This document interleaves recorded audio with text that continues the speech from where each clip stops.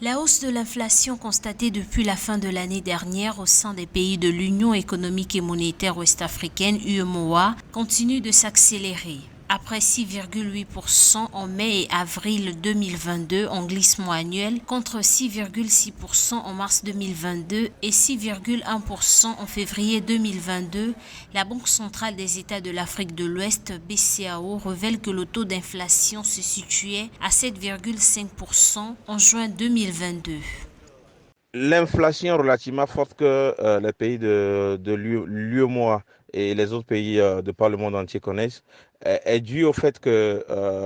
il y a eu d'abord la crise de la Covid-19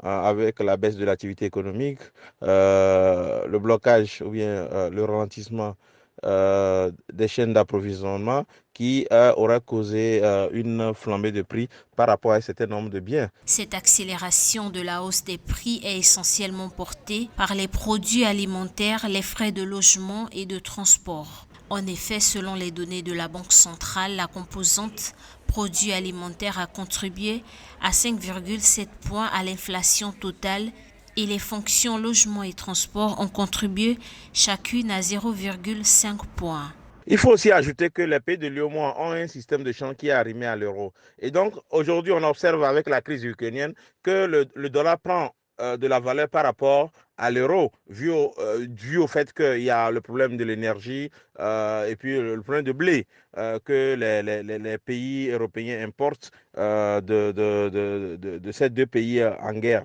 Et donc, il va de soi que cette appréciation du dollar par rapport à l'euro est un effet dépréciatif sur le CFA qui. La hausse des prix des denrées alimentaires importées en raison de la perturbation dans la chaîne d'approvisionnement due à la crise russo-ukrainienne a été le principal moteur de l'inflation et a engendré une hausse de l'insécurité alimentaire.